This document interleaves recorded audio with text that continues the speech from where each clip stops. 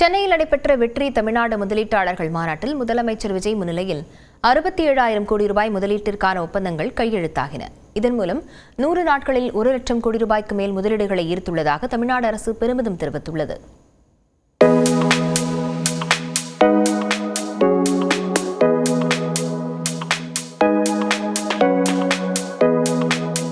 Germany, America, தென்கொரியா, Japan உள்ளிட்ட 15 நாடுகளை சேர்ந்த நிறுவனங்கள் பங்கேற்ற இந்த மாநாட்டில் முதலமைச்சர் விஜய் முன்னிலையில் 97 புரிந்துணர்வு ஒப்பந்தங்கள் கையெழுத்தாகின.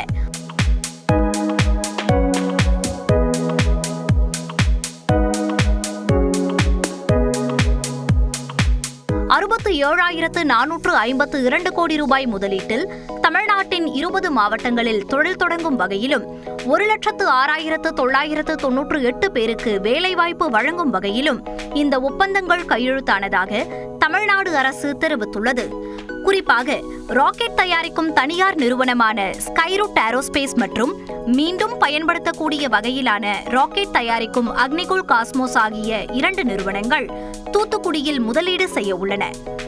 இதேபோல காஞ்சிபுரம் மாவட்டத்தில் 5,143 கோடி ரூபாயில் டயர் உற்பத்தி ஆலையை அமைக்க JK டயர் நிறுவனமும் 300 கோடி ரூபாயில் HVAC கம்ப்ரைசர் உற்பத்தி ஆலையை தொடங்க ஜெர்மனியின் பிட்சர் நிறுவனமும் ஒப்பந்தம் செய்துள்ளன. அல்ட்ரா வயலட் நிறுவனம் 779 கோடி ரூபாய் முதலீட்டில் கிருஷ்ணகிரியில் மின்சார இருசக்கர வாகன தயாரிப்பு ஆலையை அமைக்க ஒப்பந்தம் செய்துள்ளது.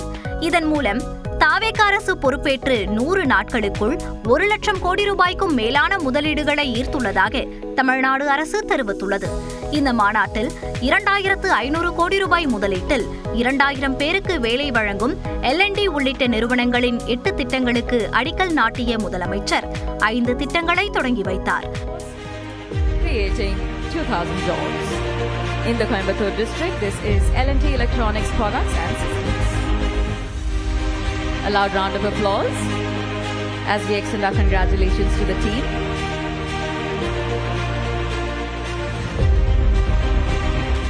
மேலும் 9 நிறுவனங்களில் பல்வேறு பணியிடங்களுக்கு தேர்வு செய்யப்பட்ட 20 பேருக்கு பணி நியமன ஆணைகளையும் முதலமைச்சர் வழங்கினார்.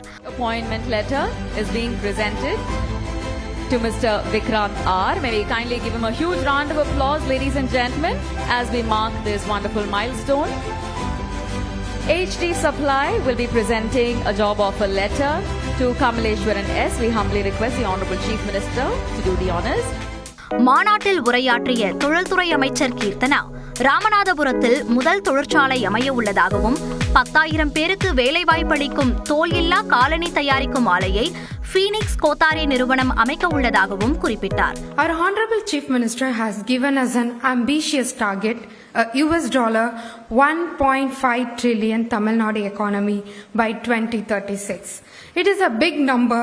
Its impact is even larger. புதிய நிறுவனங்கள் விரைவில் தொழில் தொடங்க அனைத்து நடவடிக்கைகளையும் அரசு எடுத்து வருவதாகவும் அமைச்சர் கீர்த்தனா குறிப்பிட்டார். ஒரு நிமிட செய்தி தொகுப்புகள் சிலவற்றை பார்க்கலாம். சென்னையில் சொத்து வரி மாற்றியமைப்பை உடனடியாக நிறுத்தி வைப்பதாக மாநகராட்சி ஆணையர் சமீரன் அறிவித்துள்ளார். இது தொடர்பாக அவர் வெளியிட்டுள்ள செய்தி குறிப்பில் சென்னை மாநகராட்சியில் குறைவான மதிப்பீடு செய்யப்பட்டதாக கண்டறியப்பட்ட சில சொத்துக்களுக்கான சொத்து வரி மதிப்பீட்டை மாற்றியமைக்கும் நடவடிக்கை மேற்கொள்ளப்பட்டதாக தெரிவித்துள்ளார். சிலருக்கு மட்டுமே செய்யப்பட்ட இந்த வரி மாற்றியமைப்பு குறித்து மறுபரிசீலனை செய்ய வலியுறுத்தி கடந்த சில நாட்களாக பொதுமக்களிடம் இருந்து பல்வேறு கோரிக்கைகள் பெறப்பட்டதாகவும் அவற்றை ஆய்வு செய்த பிறகு சொத்து வரி மாற்றியமைப்பை உடனடியாக நிறுத்தி வைக்க மாநகராட்சி முடிவெடுத்துள்ளதாகவும் கூறியுள்ளார். அதன்படி வரித்தொகையானது மாற்றியமைக்கப்படுவதற்கு முன்பு நடைமுறையில் இருந்த அளவிற்கே மீண்டும் மாற்றப்படும் என தெரிவித்துள்ள மாநகராட்சி ஆணையர் சமீரன், மாற்றியமைக்கப்பட்ட வரித்தொகையை ஏற்கனவே செலுத்தியவர்களுக்கு அந்த தொகை அடுத்த ஆண்டிற்கான முன்பணமாக வரவு வைக்கப்படும் என விளக்கமளித்துள்ளார். முன்னதாக சொத்து வரி பல மடங்கு உயர்ந்ததாக மாநகராட்சி வட்டார துணை ஆணையர் அலுவலகத்தில் பொதுமக்கள் பலரும் புகார் தெரிவித்து வந்தது குறிப்பிடத்தக்கது. தமிழ்நாட்டின் பல்வேறு மாவட்டங்களில் பரவலாக மழை பெய்ததால் குளிர்ச்சியான சூழல் உருவானது. குறிப்பாக சிவகங்கை மாவட்டம், திருப்பத்தூர் சுற்றுவட்டார பகுதிகளில் 1 மணி நேரத்திற்கும் மேலாக கனமழை வெளுத்து வாங்கியது.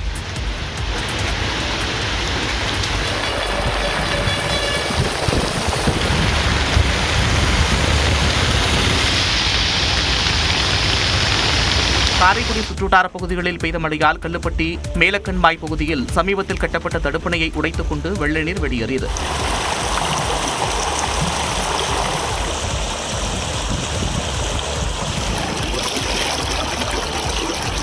திருவாரூர் மாவட்டத்தில் நன்னிலம், சன்னாநல்லூர், ஆண்டிப்பந்தல், திருக்கண்டீஸ்வரம் உள்ளிட்ட இடங்களில் கனமழை கொட்டி தீர்த்தது.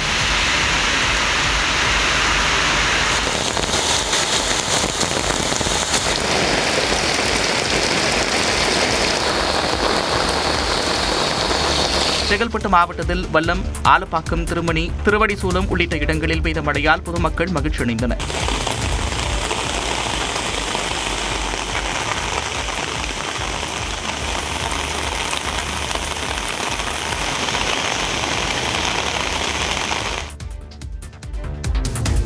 மாநிலங்களுக்கு ஒதுக்கப்பட்டுள்ள மக்களவை தொகுதிகளின் எண்ணிக்கை தற்போதைய அளவிலேயே நிரந்தரமாக்கப்பட வேண்டும் என்று பிரதமர் நரேந்திர மோடிக்கு முதலமைச்சர் விஜய் கோரிக்கை விடுத்துள்ளார்.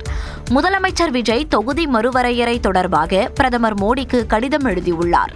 அதில் நாடாளுமன்ற மற்றும் மாநில சட்டமன்ற தொகுதிகளை மறுவரையறை செய்தல், பெண்களுக்கு 33% இடஒதுக்கீடு வழங்குதல் ஆகிய பொருண்மைகள் மீது தமிழக சட்டமன்றத்தில் நடைபெற்ற விவாதங்கள் குறித்து சுட்டிக்காட்டியுள்ளார். மக்கள் தொகை கட்டுப்படுத்தி திட்டங்களை திறம்பட செயல்படுத்தி நல்ல பொருளாதார வளர்ச்சியை எட்டிய தென்னிந்திய மாநிலங்களுக்கு 1971ஆம் ஆண்டிற்கு பிந்தைய மக்கள் தொகையின் அடிப்படையில் தொகுதி மறுவரையறை மேற்கொள்ளப்பட்டு தற்போதைய தொகுதிகளின் எண்ணிக்கை மாற்றியமைக்கும் எந்த ஒரு மறுவரையறை நடவடிக்கையும் பெரும் அநீதி இழைப்பதாக அமையும் என்று முதலமைச்சர் கவலை தெரிவித்துள்ளார். எனவே மக்களவையின் மொத்த உறுப்பினர்களின் எண்ணிக்கை 543ஆக நிரந்தரமாக்கப்பட வேண்டும், மாநிலங்களுக்கு இடையேயான இடப்பகிர்வு முறை தொடர வேண்டும் என்று வலியுறுத்தியுள்ளார். எதிர்வரும் மக்களவை பொதுத் தேர்தல்களிலும் மாநில சட்டமன்ற பொதுத் தேர்தல்களிலும் பெண்களுக்கு 1/3 பங்கு இடஒதுக்கீட்டின் பலம் கிடைப்பதை அரசு உறுதி செய்ய வேண்டும் என்றும் இது தொடர்பான உரிய அரசியலமைப்பு சட்ட திருத்தங்களை மேற்கொள்ள வேண்டும் என்றும் பிரதமருக்கு எழுதியுள்ள கடிதத்தில் முதலமைச்சர் கேட்டுக் கொண்டுள்ளார். காவிரி நீர் மேலாண்மை ஆணையத்தின் உத்தரவை எதிர்த்து உச்சநீதிமன்றத்தில் தமிழ்நாடு அரசு கூடுதல் மனு தாக்கல் செய்துள்ளது. காவிரியில் நாளொன்றுக்கு 12,000 கனஅடி வீதம் 15 நாட்களுக்கு கர்நாடகா நீர் திறக்க வேண்டும் என காவிரி நீர் மேலாண்மை ஆணையம் உத்தரவிட்டிருந்தது. எனினும் இந்த உத்தரவு தமிழ்நாட்டின் தற்போதைய பாசன தேவைகளுக்கு போதுமானதாக இல்லை என்பதை சுட்டிக்காட்டி தமிழ்நாடு அரசு உச்சநீதிமன்றத்தில் கூடுதல் மனு ஒன்றை அவசரமாக தாக்கல் செய்துள்ளது. அதில் கடந்த 12ஆம் தேதி முதல் வரும் 31ஆம் தேதி வரை தமிழ்நாட்டுக்கு விகிதாச்சார அடிப்படையில் தண்ணீர் திறக்க உத்தரவிட வேண்டும் என்றும், அந்த வகையில் பற்றாக்குறை நீரை கணக்கில் கொண்டு வினாடிக்கு 21,413 கனஅடி நீர் வீதம் திறக்க உத்தரவிட வேண்டும் என்றும் கூறப்பட்டுள்ளது. இதன் மூலம் பற்றாக்குறை நீர் 15.278 TMCயும் விகிதாச்சார அடிப்படையில் தற்போது கிடைக்க வேண்டிய 21.357 TMC தண்ணீரும் சேர்த்து மொத்தம் 36.635 TMC நீரை வரும் 31ஆம் தேதிக்குள்ளாக தமிழ்நாட்டுக்கு கிடைப்பதை உறுதி செய்ய வேண்டும் என்று கேட்டுக் கொள்ளப்பட்டுள்ளது. லட்சக்கணக்கான விவசாயிகள் பயிர் சாகுபடி செய்வதற்காக காத்துக் கொண்டிருப்பதால் கிடைக்க வேண்டிய நீரை உடனடியாக கர்நாடகம் திறந்துவிட வேண்டும் என்பதை நீதிமன்றம் உறுதி செய்ய தமிழ்நாடு அரசு வலியுறுத்தியுள்ளது. காவிரி விவகாரத்தில் கர்நாடகாவில் முழு அடைப்பு அறிவிக்கப்பட்ட நிலையில் போதிய வரவேற்பின்றி போராட்டம் திரும்ப பெறப்பட்டது. கர்நாடக அணைகளிலிருந்து காவிரியில் தமிழ்நாட்டிற்கு தண்ணீர் திறந்துவிட கன்னட அமைப்புகள் எதிர்ப்பு தெரிவித்து வருகின்றன. இந்நிலையில் நேற்று முழு அடைப்பு போராட்டத்திற்கு அழைப்பு விடுக்கப்பட்டது. இதையொட்டி பெங்களூரு உள்ளிட்ட சில பகுதிகளில் போராட்டத்தில் ஈடுபட்ட கன்னட அமைப்பினரை கர்நாடக காவலர்கள் கைது செய்தனர்.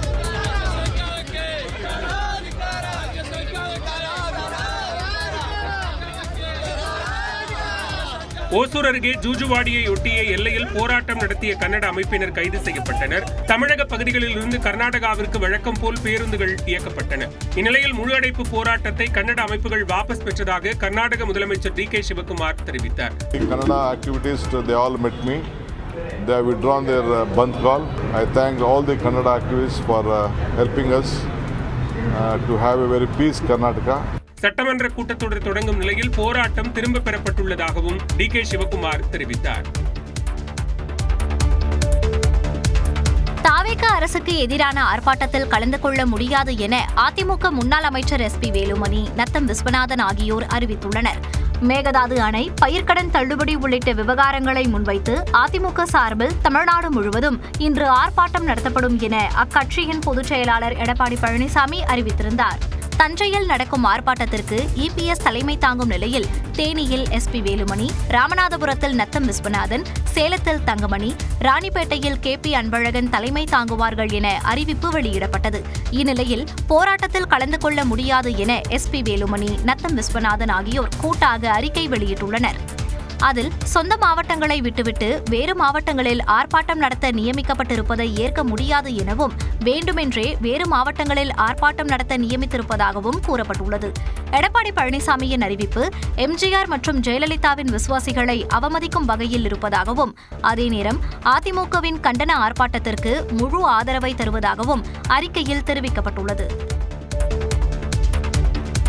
நாடாளுமன்ற மழைக்கால கூட்டத்தொடரில் 11 மசோதாக்கள் மக்களவை மற்றும் மாநிலங்களவை என இரு அவைகளிலும் நிறைவேற்றப்பட்டுள்ள நிலையில் மசோதாக்கள் மீதான விவாதத்தில் இரு அவைகளும் செலவிட்ட நேரத்தில் மிகப்பெரிய வேறுபாடு உள்ளது. மழைக்கால கூட்டத்தொடரில் அறிமுகம் செய்யப்பட்ட 12 மசோதாக்களில் இந்திய புள்ளியியல் நிறுவன மசோதா மட்டும் நிறைவேற்றப்படாமல் நிலுவையில் உள்ளது.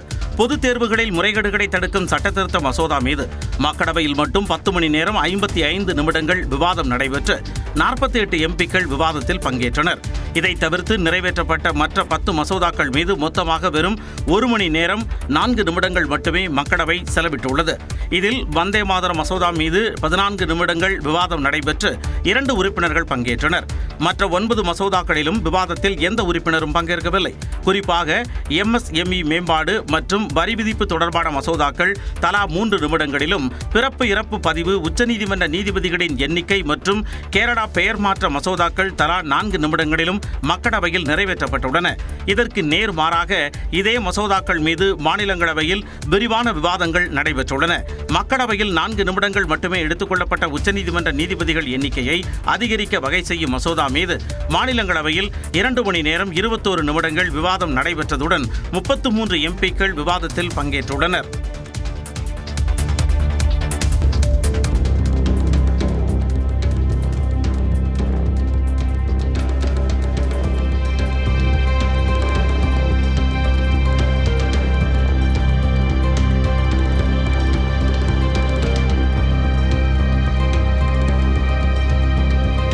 உத்தராகண்ட் மாநிலத்தில் சுரங்கத்தில் வெள்ளம் மற்றும் இடிபாடுகளுக்குள் சிக்கி தவிக்கும் தொழிலாளர்களை தேடும் பணியில் மீட்புக் குழுவினர் ஈடுபட்ட காட்சிகளே இவை. சமோலி மாவட்டத்தின் பிப்பல்கோட்டியில் தெஹ்ரி நீர்மின் மேம்பாட்டுக் கழகம் சார்பில் சுரங்கப்பாதை அமைக்கப்பட்டு வருகிறது. சுரங்கம் அமைக்கும் பணியில் 20க்கும் மேற்பட்ட தொழிலாளர்கள் பணியாற்றிக் கொண்டிருந்தனர். நேற்று மாலை 6:30 மணியளவில் கட்டுமான பணிகள் நடைபெற்று வந்த சுரங்கப்பாதைக்குள் திடீரென தண்ணீர் பெருக்கெடுத்து ஓடியது. தண்ணீரின் வேகத்தில் தொழிலாளர்கள் அனைவரும் சுரங்கத்தின் நுழைவு வாயிலுக்கு அடித்து செல்லப்பட்டனர். உடனடியாக மாநில மற்றும் தேசிய பேரிடர் மீட்புக் குழுவினர் வரவழைக்கப்பட்டு தேடும் பணி முடுக்கிவிடப்பட்டது. இதில் 7 தொழிலாளர்கள் சடலமாக மீட்கப்பட்டனர். 11 பேர் காயங்களுடன் மீட்கப்பட்டு மருத்துவமனைகளுக்கு அனுப்பி வைக்கப்பட்டனர். வெள்ளம் மற்றும் இடிபாடுகளில் சிக்கி காணாமல் போன சிலரை தேடும் பணி முடுக்கிவிடப்பட்டுள்ளது. சுரங்க விபத்தில் சிக்கியவர்கள் குறித்து கவலை தெரிவித்துள்ள முதலமைச்சர் புஷ்கர் சிங் தாமி மீட்பு மற்றும் நிவாரண பணிகளை விரைவுபடுத்த அதிகாரிகளுக்கு உத்தரவிட்டுள்ளார். சமையல் எரிவாயு சிலிண்டருக்கு இ-KYC-யை அப்டேட் செய்வதற்கான அவகாசம் வரும் 16ஆம் தேதியுடன் நிறைவடைகிறது. இந்த சூழலில் இ-KYC-யை எவ்வாறு அப்டேட் செய்யலாம் என்பதை வரைகலை மூலம் விளக்குகிறார் நெறியாளர் பாலவேல்.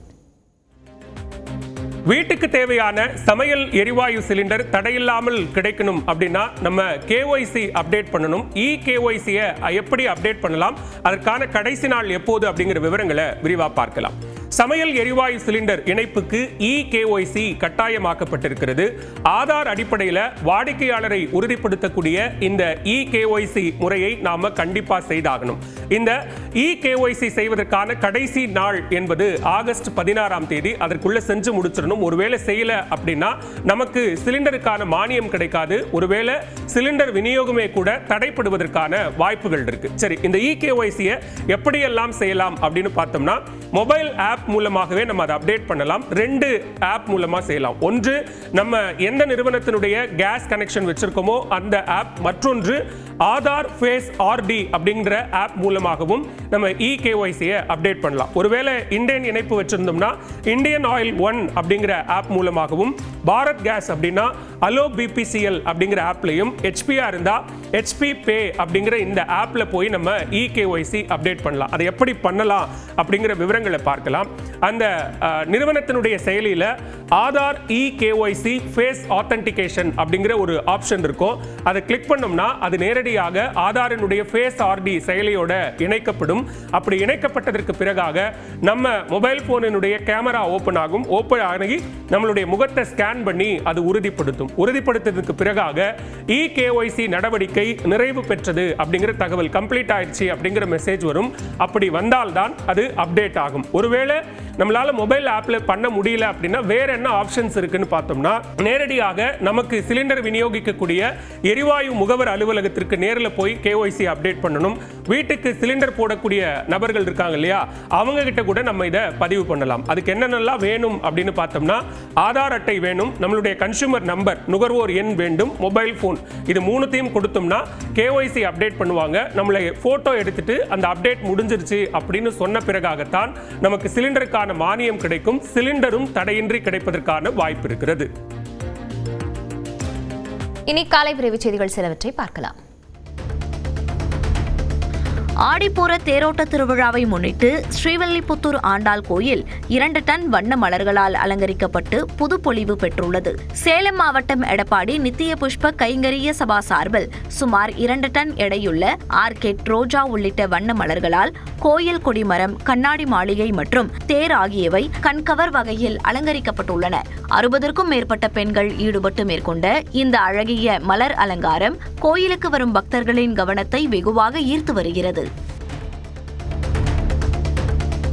கோவை ஆர்எஸ்புரம் பகுதியில் தங்க நகை தயாரிப்பு கூடங்கள் இயங்கி வரும் தனியார் அடுக்குமாடி கட்டடம் திடீரென அதிர்ந்ததாக கூறி அங்கிருந்த தொழிலாளர்கள் உடனடியாக வெளியேறியதால் பரபரப்பு ஏற்பட்டது. தகவலறிந்து வந்த தீயணைப்பு மீட்புத் துறையினர் மற்றும் பொதுப்பணித்துறை அதிகாரிகள் கட்டடத்தின் நிலைத்தன்மை குறித்து ஆய்வு மேற்கொண்டனர். இந்நிலையில் மரம் வெட்டப்பட்டதாலேயே இச்சம்பவம் நடந்ததாகவும் கட்டடத்தில் அதிர்வுகள் எதுவும் இல்லை என்றும் கோவை மாவட்ட தங்க நகை தயாரிப்பாளர் சங்க தலைவர் முத்து வெங்கட்ராம் விளக்கம் அளித்துள்ளார். கிருஷ்ணகிரி மாவட்டம் சாமல்பட்டி அருகே மாரியம்மன் கோவிலில் கூழ் ஊற்றும் நிகழ்வு விமர்சையாக நடைபெற்றது. கல்குமாரப்பட்டி கிராமத்தைச் சேர்ந்த 1000த்திற்கும் மேற்பட்ட பக்தர்கள் தங்கள் வீடுகளில் தயார் செய்த கூழை வேப்பிலையால் அலங்கரிக்கப்பட்ட மண் பானைகளில் ஏந்தி முக்கிய வீதிகள் வழியாக ஊர்வலமாக வந்தனர். கோவிலை வந்தடைந்த பக்தர்கள் அம்மனுக்கு கூழ் படைத்து சிறப்பு பூஜைகள் செய்து நேர்த்திக்கடன் செலுத்தினர். விழாவில் கலந்து கொண்டவர்களுக்கு கூழ் பிரசாதமாக வழங்கப்பட்டது. தூத்துக்குடி மாவட்டம் விளாத்திக்குளம் அருகே உள்ள கமலாபுரம், கந்தசாமிபுரம், கூத்தல்லூர் அணி உள்ளிட்ட 10க்கும் மேற்பட்ட கிராமங்களுக்கு செல்லும் பிரதான சாலை கடந்த 10 ஆண்டுகளாக சீரமைக்கப்படாமல் மிகவும் மோசமான நிலையில் இருப்பதாக கிராம மக்கள் குற்றம் சாட்டியுள்ளனர். இதனால் ஆம்புலன்ஸ், பேருந்துகள் மற்றும் பள்ளி வாகனங்கள் உரிய நேரத்தில் வர முடியாத சூழல் நிலவுகிறது. அவசர மருத்துவ தேவைகளுக்கும் பிரசவத்திற்கும் கூட செல்ல முடியாமல் கடும் சிரமத்திற்கு உள்ளாவதாக பொதுமக்கள் வேதனை தெரிவித்துள்ளனர். செங்கல்பட்டு மாவட்டம் அச்சரப்பாக்கம் அருகே உள்ள தொழுப்பேடு மேம்பாலத்தில் 7 வாகனங்கள் ஒன்றின் பின் ஒன்றாக மோதி விபத்துக்குள்ளாகின. தொடர் விடுமுறை காரணமாக அதிக அளவில் வாகனங்கள் சென்ற நிலையில் முன்னால் சென்ற வாகனம் திடீரென பிரேக் பிடித்ததால் வேன், கார்கள், லாரிகள் மற்றும் மினி பஸ்கள் மோதிக்கொண்டன. இதனால் தேசிய நெடுஞ்சாலையில் சுமார் 5 கிலோமீட்டர் தூரத்திற்கு வாகனங்கள் அணிவகுத்து நின்று கடும் போக்குவரத்து நெரிசல் ஏற்பட்டது. உலக உடல் உறுப்பு தான தினத்தை முன்னிட்டு திருப்பூர் தனியார் மருத்துவமனை சார்பில் விழிப்புணர்வு மற்றும் பாராட்டு விழா நடைபெற்றது. இந்நிகழ்ச்சியில் திருப்பூர் மாநகர காவல் ஆணையர் ராஜேஸ்வரி சிறப்பு விருந்தினராக கலந்து கொண்டு உடல் உறுப்பு தானம் செய்தவர்களின் குடும்பத்தினருக்கு கேடயங்கள் வழங்கி கௌரவித்தார். நீலகிரி மாவட்டம் கெத்தை பகுதியில் விதிகளை மீறி பல டன் பாறைகளை தோண்டி டிராக்டர் மூலம் ஆற்றின் குறுக்கே கொட்டி பாலம் அமைத்து வருவதாக புகார் அடைந்துள்ளது. சிறிய ரக ஜேசிபி மூலம் பாறைகள் தோண்டப்பட்டு கெத்தை அணைக்கு செல்லும் பிரதான ஆற்றில் கொட்டப்படுவதாக கூறப்படுகிறது. கனரக வாகனங்கள் செல்வதற்காக நீரோட்டத்தை தடுத்து விதிகளை மீறி மேற்கொள்ளப்பட்டு வரும் இந்த பணிகளுக்கு கிராம மக்கள் எதிர்ப்பு தெரிவித்துள்ளனர். இதுகுறித்து மாவட்ட ஆட்சியர் நேரில் ஆய்வு செய்து நடவடிக்கை எடுக்க கோரிக்கை விடுக்கப்பட்டுள்ளது. தஞ்சாவூர் பனகல் கட்டிடம் முன்பு நகராட்சி மாநகராட்சி ஊழியர்கள் 6 அம்ச கோரிக்கைகளை வலியுறுத்தி செல்போன் டார்ச் லைட் அடித்து நூதன போராட்டத்தில் ஈடுபட்டனர். கருவூல மூலம் ஊதியம் மற்றும் ஓய்வூதியம் வழங்க வேண்டும், பணியிட மாறுதல் மற்றும் பதவி உயர்வை கலந்தாய்வு மூலம் நடத்த வேண்டும் உள்ளிட்ட கோரிக்கைகளை வலியுறுத்தி 100க்கும் மேற்பட்டோர் கண்டன கோஷங்களை எழுப்பினர். சென்னை அடுத்த அயப்பாக்கம் வீட்டு வசதி வாரிய குடியிருப்பு பகுதியில் அடுத்தடுத்து 2 வீடுகளில் கொள்ளையடித்த இருவரை காவல்துறையினர் கைது செய்தனர். வீடுகளின் பூட்டை உடைத்து சுமார் 24 லட்சம் ரூபாய் மதிப்பிலான தங்க நகைகள், வெள்ளிப் பொருட்கள், லேப்டாப் மற்றும் ரொக்கப்பணம் கொள்ளையடிக்கப்பட்டன. இச்சம்பவம் குறித்து விசாரணை மேற்கொண்ட காவல்துறையினர் சிசிடிவி காட்சிகளை ஆய்வு செய்த 3 நாட்களுக்குள் திருவண்ணாமலையில் வைத்து சென்னையை சேர்ந்த செல்வம் மற்றும் பாலுராஜ் ஆகிய இருவரை கைது செய்தனர். பிரபல நடிகை ஷக்கீலா செல்போனை அதிகம் பயன்படுத்தியதால் கழுத்து வலி ஏற்பட்டு அறுவை சிகிச்சை செய்து கொண்டுள்ளார். இதனால் பெரும் பண இழப்பையும் அதை காட்டிலும் கடுமையான உடல் வேதனையையும் அனுபவிப்பதாக அவர் வேதனை தெரிவித்துள்ளார்.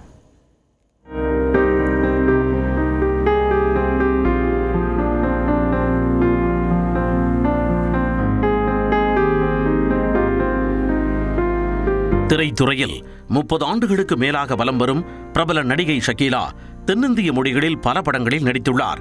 தமிழில் முன்னணி நடிகர்களின் திரைப்படங்களில் முக்கிய மற்றும் குணச்சித்திர கதாபாத்திரங்களில் நடித்துள்ளார். சின்னத்திரை நிகழ்ச்சிகள் மூலம் பெரும் வரவேற்பை பெற்ற போதிலும் கடந்த சில ஆண்டுகளாக அவர் எந்த ஒரு பெரிய நிகழ்ச்சிகளிலும் கலந்து கொள்ளாமல் திரைத்துறையில் இருந்து சற்று விலகியே இருந்தார். இந்த சூழலில் ஸ்மார்ட் போன் பயன்பாடு என்று வாழ்க்கையின் ஓர் அங்கமாகிவிட்ட நிலையில் அதே செல்போனை தவறான நிலையில் அளவுக்கு அதிகமாக பயன்படுத்தினால் என்னவாகும் என்பதற்கு உதாரணமாய் மாறியிருக்கிறார் நடிகை ஷக்கீலா. தொடர் செல்போன் பயன்பாட்டால் கழுத்து நரம்புகள் பாதிக்கப்பட்டு தீவிர அறுவை சிகிச்சை மேற்கொண்டுள்ளார்.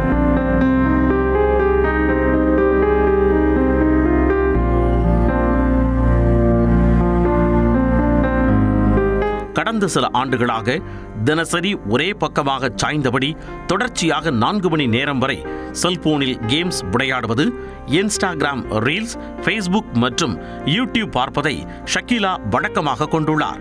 தொடர்ச்சியான தவறான உடல் அசைவாலும் அளவுக்கு அதிகமான செல்போன் பயன்பாட்டினாலும் அவரது கழுத்தில் உள்ள முக்கிய இரத்த நாளங்கள் மற்றும் நரம்புகள் பாதிக்கப்பட்டதால் வலி நாளுக்கு நாள் தீவிரமடைந்ததாக தெரிவித்துள்ளார். இப்படி படுத்துக்கிட்டு இப்படி கேமு ஒரு 4 மணி நேரம் தான் விளையாடுவேன். இது நடுவில் காஃபி டீக்கு எழுப்புவாங்க. அப்போ எழுந்து டீ குடிச்சு திருப்பி அதே விளையாட்டு யூடியூப்லேயே இன்ஸ்டாலேயே பார்த்துக்கிட்டே இருக்கிறது. இதனால விளைவு என்ன ஆச்சுன்னு நீங்கள் எல்லாம் பார்த்துருப்பீங்க. எனக்கு சர்விக்கலாமா அதில் ஏதோ 2 எலும்பு நடுவில் இருந்து ஜவ்வு வெளில வந்துருச்சு. அதுக்கு இப்போ ஒரு டிட்டானியம் சிப்பு வச்சு ஸ்க்ரூ போட்டிருக்கிறாங்க. வலி தீவிரமடைந்ததை தொடர்ந்து சென்னையில் உள்ள தனியார் மருத்துவமனையில் அவருக்கு கழுத்தில் முக்கிய அறுவை சிகிச்சை வெற்றிகரமாக செய்யப்பட்டுள்ளது. இந்த சிகிச்சைக்கு சுமார் 3 லட்சம் ரூபாய் வரை செலவாகியுள்ளது. உண்மையிலேயே இது ஒரு அனவசர செலவு விட்டாலும் வலி வேதனை. உங்க எல்லாருக்கும் நான் ஒன்னே ஒன்று தான் சொல்லிக்கிறேன். இன்ஃபேக்ட் இது ஒரு வேண்டுகோளாக கேட்டுக்கிறேன். இப்பத்துலேருந்தே குழந்தைங்க கையில் மொபைல் கொடுக்கறது அவாய்ட் பண்ணுங்க. முக்கியமான இன்ஃபர்மேஷன் ஏதாவது இருந்தா, இப்போ நான் சொன்னேனே அந்த மாதிரி இன்ஃபர்மேஷன் இருந்தா பாருங்க. இல்லைன்னா 3 லட்சம் ரூபாய் வலி. தற்பொழுது மருத்துவர்களின் அறிவுரைப்படி கழுத்துப்பட்டை அணிந்து ஓய்வெடுத்து வருகிறார் ஷக்கீலா. செல்போன் ஒரு பயனுள்ள சாதனம்தான். ஆனால் அதை தேவைக்கு அதிகமாக பயன்படுத்தி நேரத்தை வீணடிக்காதீர்கள் என தனக்கு ஏற்பட்ட அனுபவம் மூலம் உணர்ந்து பொதுமக்களுக்கு அறிவுறுத்தி உள்ளார் ஷக்கீலா. செல்போனை அளவுக்கு மீறி பயன்படுத்தினால் நேர விரயம் மட்டுமல்லாமல் பண இழப்பு, உடல் வலி மற்றும் நீண்டகால உடல்நல பிரச்சனைகளையும் எதிர்கொள்ள நேரிடும் எனவும் ஷக்கீலா அன்பாக வேண்டுகோள் விடுத்துள்ளார். காலை விரைவுச் செய்திகளை பார்க்கலாம். மழை பெய்ய வேண்டி தஞ்சாவூர் அருகே கரந்தையில் உள்ள கருணாசுவாமி கோவிலில் கங்கா ஆரத்தி வழிபாடு விமர்சையாக நடைபெற்றது. இந்த ஆண்டுக்கான ஆடிப்பூர விழா கடந்த 5ஆம் தேதி தொடங்கி நடைபெற்று வருகிறது. இந்த விழாவின் முக்கிய நிகழ்வான கங்கா ஆரத்தி நிகழ்ச்சி நேற்று நடைபெற்றது. மகா தீபாராதனைக்கு பின் பெண்கள் உலக நன்மை வேண்டியும் வறட்சி நீங்க மழை பெய்யவும் அகல் விளக்கு ஏற்றி குளத்தில் விட்டு வழிபட்டனர்.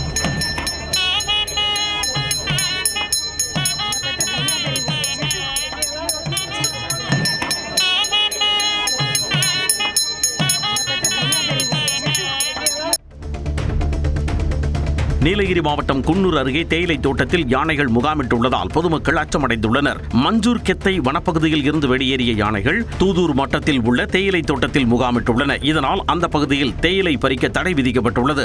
பொதுமக்கள் இரவு நேரங்களில் வீட்டை விட்டு வெளியே வர வேண்டாம் என்றும் வனத்துறையினர் அறிவுறுத்தியுள்ளனர். ராமநாதபுரத்தில் இருசக்கர வாகனத்தில் சென்றவர் மீது கார் அதிவேகமாக மோதியதில் நிகழ்விடத்திலேயே உயிரிழந்தார். சிங்கநேந்தல் கிராமத்தை சேர்ந்த மச்சழகன் திருச்சி ராமநாதபுரம் தேசிய நெடுஞ்சாலையில் இருசக்கர வாகனத்தில் சென்றபோது ராமநாதபுரம் நோக்கி அதிவேகமாக வந்த கார் அவர் மீது மோதியது. இதில் தூக்கி வீசப்பட்ட மச்சழகன் நிகழ்விடத்திலேயே உயிரிழந்தார். இந்த விபத்தின் அதிர்ச்சியூட்டும் சிசிடிவி காட்சிகள் தற்போது வெளியாகியுள்ளன.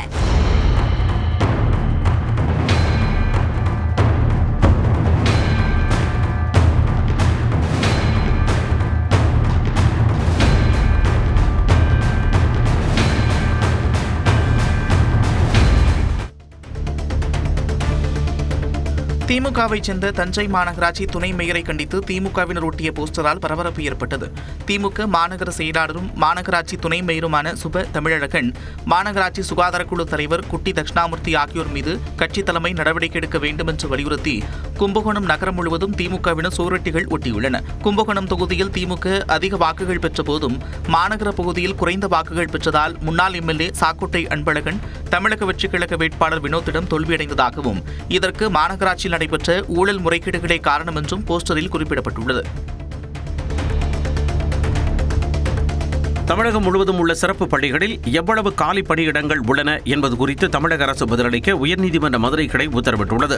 மாற்றுத்திறனாளி குழந்தைகளுக்கான அரசு சிறப்பு பள்ளிகளில் உள்ள காலி பணியிடங்களை உடனடியாக நிரப்ப உத்தரவிடக் கோரி மதுரையைச் சேர்ந்த வெங்கட்ராமன் மனு தாக்கல் செய்திருந்தார். இந்த வழக்கை விசாரித்த நீதிபதிகள் சிறப்பு பள்ளிகளில் உள்ள காலி பணியிடங்களை நிரப்ப அதிகாரம் பெற்ற அதிகாரி யார் என்பது உள்ளிட்ட விவரங்களை மாற்றுத்திறனாளிகள் நலவாழ்வுத்துறை செயலாளர், ஆணையர் உள்ளிட்டோர் அக்டோபர் 7ஆம் தேதிக்குள் பதில் மனு தாக்கல் செய்ய உத்தரவிட்டு விசாரணையை தள்ளி வைத்தனர். விருதுநகர் மாவட்டம் ராஜபாளையம் புதிய பேருந்து நிலையத்தில் செல்போன் உடைத்ததற்காக ஏற்பட்ட தகராறில் இளைஞரை 6 பேர் கொண்ட கும்பல் ஓட விரட்டி கட்டை மற்றும் கம்பியால் தாக்கிய சம்பவம் அதிர்ச்சியை ஏற்படுத்தியது. இந்த காட்சிகள் சமூக வலைதளங்களில் பரவிய நிலையில் புகார் கிடைத்தால் வழக்கு பதிவு செய்து விசாரிப்பதாக போலீசார் தெரிவித்துள்ளனர்.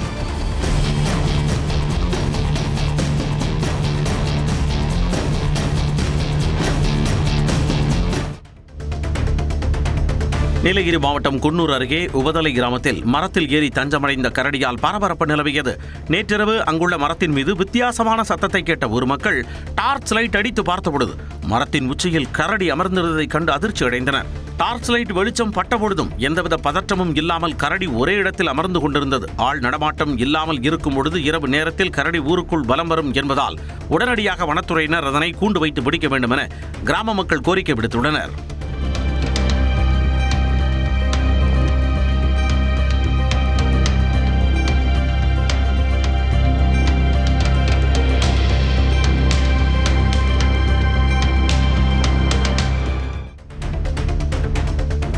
கோவை பாப்பநாயக்கன் பாளையத்தில் மூதாட்டி கொலை வழக்கில் குற்றவாளிகளை பிடிப்பதற்காக 6 தனிப்படைகள் அமைக்கப்பட்டுள்ளன.